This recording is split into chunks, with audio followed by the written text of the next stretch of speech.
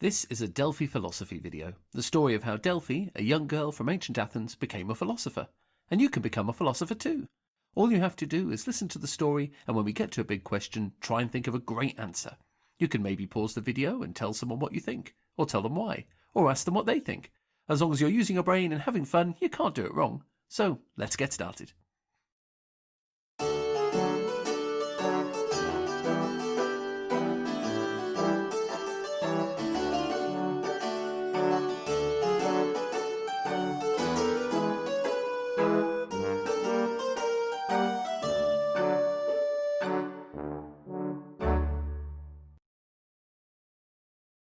Delphi was shopping.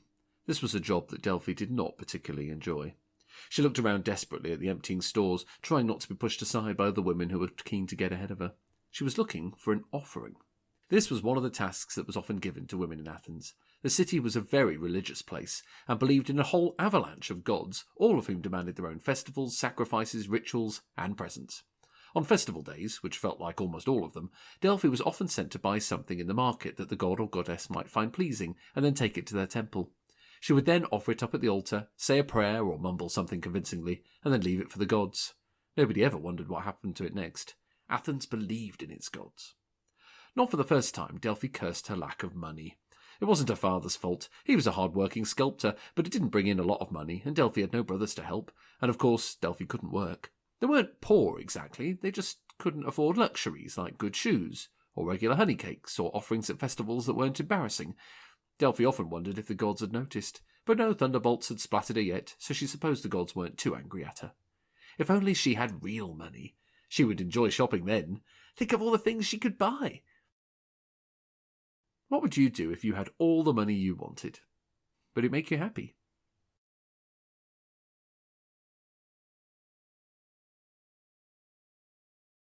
Delphi daydreamed for a while, and had got through quite a big list of the things she would buy before her mind drifted back to Socrates. If she was rich, she could probably buy his freedom. It seemed to work like that. She could just pay everyone until they all agreed to let him go and forget all about it. Being rich probably made you a good person too, she considered. You'd never need to do anything bad after all, because you'd already be able to get everything you wanted. Delphi sighed. Asking what if was all very well, but it didn't put any more silver in her hand. After a bit more wandering around, she ended up buying a small honey cake, in the hope that the gods liked it as much as she did. With her little sweet-smelling package in her arms, she started to walk towards the edge of the agora, towards the theatre of Dionysus. Dionysus was the ever-popular god of wine, and today was one of his many festivals. Athenians had taken to Dionysus in a very big way, ever since they realised they could drink as much wine as they liked, and because it was religion, that made it okay. His temple was part of the huge theatre that dominated one side of the Acropolis hill. She hung back and waited until the last few women and the other young girls like herself had entered the shrine to make their offerings. When she was sure that she and her little package of cake wouldn't be seen, she padded forward on her bare feet and entered the shrine. She had prepared herself for the sight inside, but it still stung. At the far end, lit by two flickering torches, was the majestic statue of the god himself, curly-haired, bare-chested, and dangling a few bunches of grapes over himself. But it was the offerings that surrounded him which made Delphi feel sick. Oceans of wines, mountains of crops and fruits, hundreds of coins worth of oil and silver, gold and furs. It was everything she would never have. Delphi tried not to look at it, but the jealousy was almost overwhelming. Keeping her eyes to the floor, not looking at the statue's face, she brought her little packet of honey cake to the feet of the god Dionysus. "Sorry, this is all we've got for now," she whispered, bowing low as she placed it next to the pile of riches.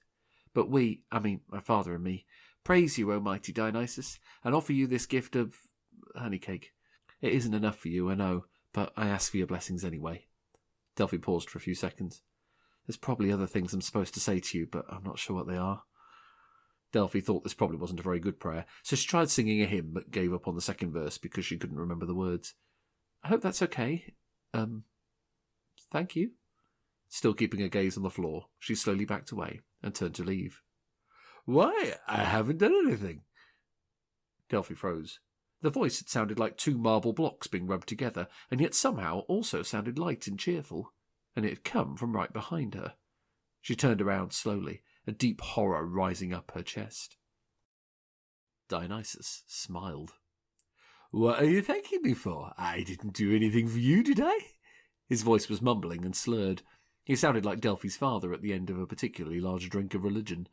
The statue looked around and saw one of the big jars of wine at his feet. Aha! He reached down and lifted it up to his lips, pouring a good amount of the dark red liquid down his throat in one go. Delphi watched the statue's throat gulp. She couldn't move. Ah! Sighed the god and burped loudly. He looked up again at Delphi, one eye slightly closed. Not sure who you are, to be honest. Did you bring me? I didn't eat much of it. Please don't tell my dad. Delphi blurted out. She'd gone almost white with shock. What's that? Mumbled Dionysus. I didn't eat much of your honey cake. Just the corner bit broke off, and I thought I don't mind, he declared happily. You can have it all, the rest of it, if you like. Or would you prefer some oil to drink? Delphi shook her head, her expression still frozen. He waved his hands in her general direction. Do you know how many times somebody has said thank you to me today? Delphi shook her head again. They ask me for things, you know. They ask me to make them happy or to kill their friends and save their foes or something. Not sure. Wasn't really listening. But they never... He stopped and held up a finger. Say thank you. He looked thoughtful for a moment. At least, I don't think so. Perhaps I just missed that bit. Hey, wine! He picked up another jar and drained it in one go. Dionysus sat down heavily, sending a few more priceless jars rolling across the floor. So, what would you like for your reward, then? He asked cheerily. Delphi stopped backing away. What? I mean, what did you say, oh mighty god of... I said, Dionysus cut in, what would you like? You brought me a nice present and sang a song, was it, for me? And now I'm going to reward you with something, 'cause that's what I do.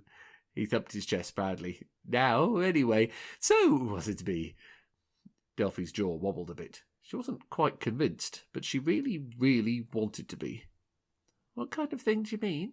Gold, Dionysus declared. That's a good gift. I can do gold. Gold? Delphi's heart was starting to beat faster and faster. Was she dreaming? Gold! I could make you very, very gold. Rich. His eyes crossed for a split second, and then focused on her again. Come on, how much gold? Say it, I command you! Commands from gods are usually very impressive things, but Dionysus suddenly fell off the chest he had been sitting on and got his foot wedged in a particularly heavy-looking jug. Most of the remaining unbroken offerings fell onto his head. Ow. Are you okay? Delphi asked, stepping forward. She realised that it may be worth getting a request in before he passed out completely. Yes? Dionysus appeared again out of the soggy furs, pulling himself up. Nothing a good sculptor can't fix. Now, where am I? I wish, Delphi started, quickly before it was too late. No point in wishing small. Oh yeah, go on. How much gold?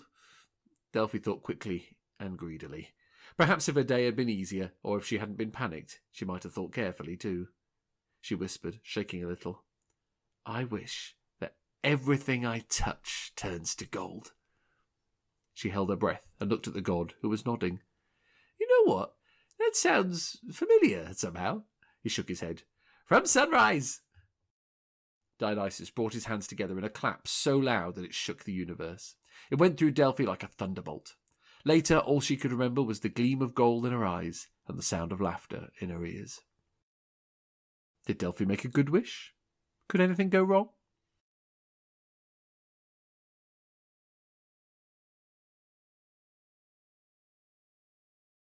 Delphi woke in her own bed, in her own house, when it was still dark outside. She rubbed her eyes and stretched her arms over her head. That had been a very strange dream. She groggily got to her feet. She felt like she had been awake all night. Had she drunk some of the wine? Her memory of the previous evening was a little patchy. She remembered buying the honey cake, and then leaving it with all the other offerings, and then she had said a prayer, and, as she tried to put her thoughts together, she stepped outside into the courtyard and looked at the sky. It was dawn, but even as she watched, the sky was brightening, and she waited until the sky started glowing a deep, dark gold. Delphi suddenly held her breath. It couldn't be, could it? No, she must have been dreaming. She must have. She laughed to herself. For a split second there, she actually thought that... She looked down. She was dressed in a tunic of shimmering gold. Delphi's mind exploded. She took a few deep breaths, trying not to be overwhelmed by a mix of sheer excitement, disbelief, and panic. She looked at the floor. Underneath her 2 bare feet, both the flagstones were shining a dull gold. She stamped on one and it felt cold and real. Her wish had come true. Even her knickers had turned to gold. Her heart leapt. She was rich! They were rich! No more embarrassing offerings to the gods. No more saving up for small scraps of honey cake. She could get anything she wanted. Smiling like a lunatic, Delphi carefully stepped through the courtyard, delighting in turning each paving slab gold as she trod on it. She was going to be famous. People would come from all over Greece to see her, the girl with the golden touch. She reached down to a delicate white rose which grew in the corner of her courtyard and gently poked it with her finger. It instantly turned golden, its delicate petals catching the early glow of the sun. Right, she thought. Quick breakfast, then she'd wake up her father. What on earth was he going to say? She skipped back towards the kitchen and spotted some apples on a wooden plate. Without thinking, she picked one up and started to bite into it. Ow! She cried. She dropped the apple, which made a dull thunk noise. It was solid gold. Delphi probably should have panicked then, but she really, really wanted to make this work. It was such a good idea, after all. She tried picking up another apple with a bit of cloth. The cloth turned gold, but the apple didn't. But as soon as her teeth touched the skin, Ow! She cried again, holding her aching mouth. It is a credit to her that she didn't panic then either, deciding that she would worry about it later. As long as she could have a drink, it would be all right. She poured some water from a golden jug into a golden cup and brought the water to her lips. She almost choked. She dropped the cup where the remaining water had turned solid. She reached into her mouth and pulled out a clump of gold. She threw it on the floor. She would have panicked then, but she heard footsteps behind her, so she whirled round and flew forwards. Dad, I've done something really She ran into his chest. Where her father had been entering the courtyard, there was now a full-size golden statue of her father.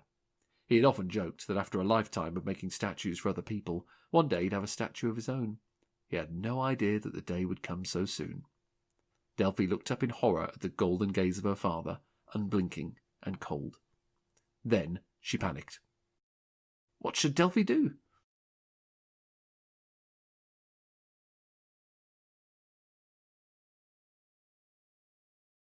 Dionysus! Delphi skidded into the shrine. Her bare feet had left a trail of golden footprints from her house all the way here. Her eyes were red, but she hadn't been crying. If she cried, then she might have given up. So she had got angry instead.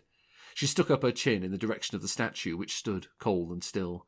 Her hand shaking a little, she started to reach out towards the statue with one outstretched finger. Would you like it if you were turned to gold forever and ever? The statue suddenly flinched and backed away from her, stone muscles grinding against each other. Ah! Please don't.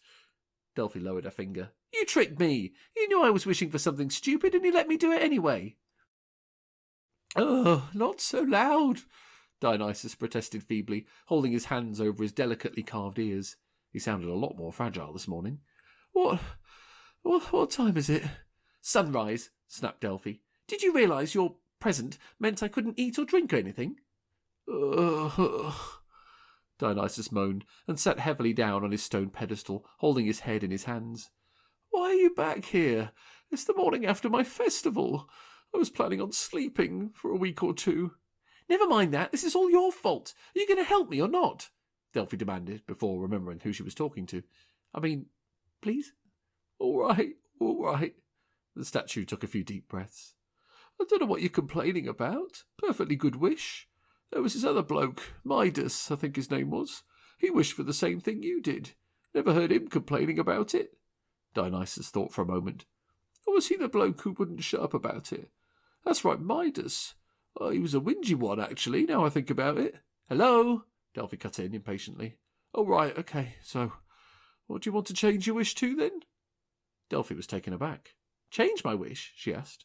You mean I can have another go? Will you turn all my stuff back to normal again? Oh, and my dad, she added as an afterthought.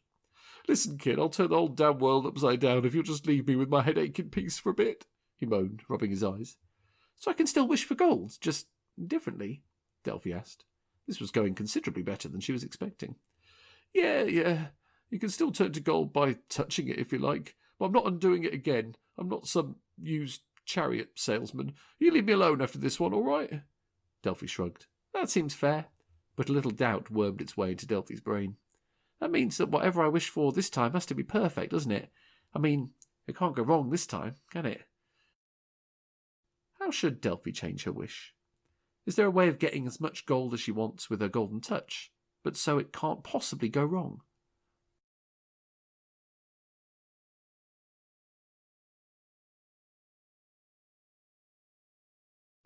Delphi thought for some time. She really did have to get this right. I don't know, she confessed. Look, how about everything you touch turns to gold except for other people, since you seem to like them so much? Would this work?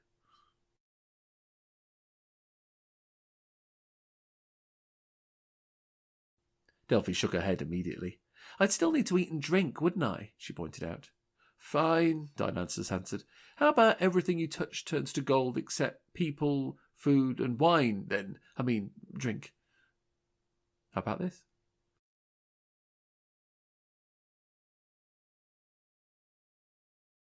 No, because what if I touched a book or something, or firewood, or my pet tortoise? I don't want those things to turn to gold. They're better as they are, aren't they?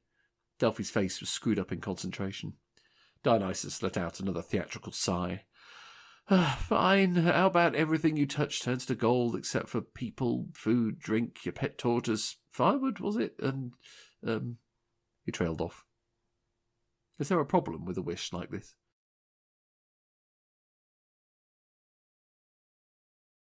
Delphi ground her teeth together in frustration. But that's not going to work, is it? There'll be loads of things I don't really want changing, and I can't very well work out every single thing that I'm ever going to touch that I don't want turning to gold, can I? I mean, I'm bound to forget something, aren't I? Don't look at me, it's your wish, Dionysus pointed out. Look, can't you help? She asked him irritably. This is hard. Oh, I don't know. I don't usually think of wishes. I just find them funny when they go wrong. He started to laugh, but immediately winced and stopped, holding his head again. Oh, how about it turns into gold if you say gold? Is there a situation where this could go wrong?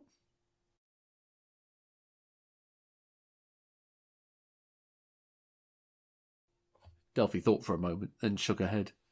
What if I was holding hands with my dad and then I said something like, look at that girl's gold necklace? Then he'd still get turned to gold again, wouldn't he? Dionysus nodded glumly. Oh, wouldn't it be easier just to have a golden father? I mean, it would save a lot of... No! They both went silent. Delphi was thinking and thinking, but she just couldn't think of a situation where it definitely couldn't go wrong. What if spiraled through her brain like tornadoes? How about we lose the golden touch thing, she suggested. That just seems silly. Can't you just give me some gold? All right. How much would you... No, wait, I'd just run out, wouldn't I? How about you make a gold coin appear in my bedroom once every 5 minutes? Could this lead to any problems? What if...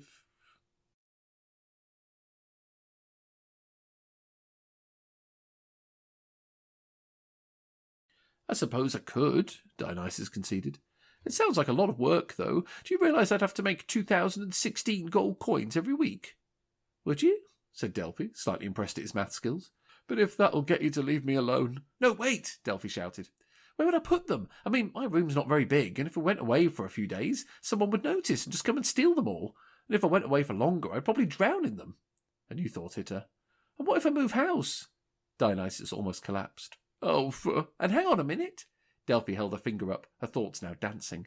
Even if I did have loads of gold, then people would know, wouldn't they? They'd want to know where I got it from. And I wouldn't be able to stop them taking it from me, so it'll just mean everyone's got lots of gold. Then what's the point? Gold's only special because nobody's got much of it. If everybody's got it, then it'll be just like anything else, and it won't be worth as much. Is Delphi right? Is gold only worth something because it's rare?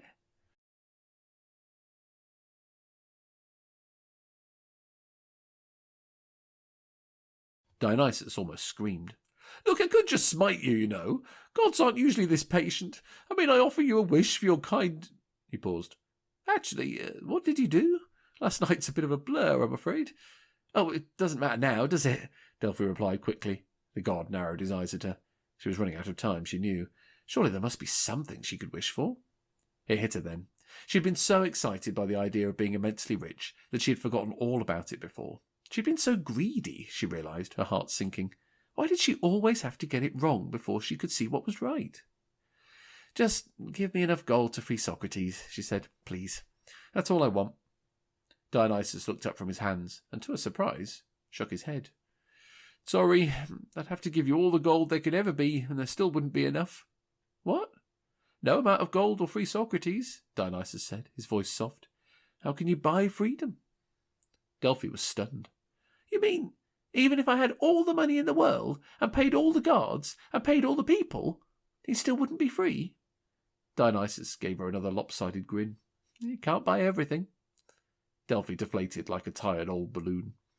Well, what's the point of money then, if you can't do the important things? Dionysus looked rather guilty. I don't know. Giving people gold just usually ends up being a laugh, that's all. I never said it was a good thing. Delphi looked at the god again, with fresh eyes. She realised there was absolutely nothing she could possibly ever want from him. Shall we just forget the whole thing? She suggested. Dionysus nodded enthusiastically. Oh, would you? That would be much appreciated. The other gods get a bit funny about giving out wishes too often. Don't tell my dad, okay? He looked up at her, hopefully. Okay, I won't, she promised. Thanks. Dionysus stood up and slowly climbed back onto the pedestal, once again lifting the grapes up to his chest and striking a dramatic pose. Delphi was making her way out of the shrine, and when she looked back, all she could see was the statue as she had found it. I'll bring you a better offering next time, she promised, but not money or wine. It causes nothing but trouble. She stepped out into the sunshine and was relieved to find that the trail of golden footprints had vanished. When she got home, she ate an enormous breakfast and hugged her dad for the first time in weeks. Are there things money can't buy? Is being a good person one of them?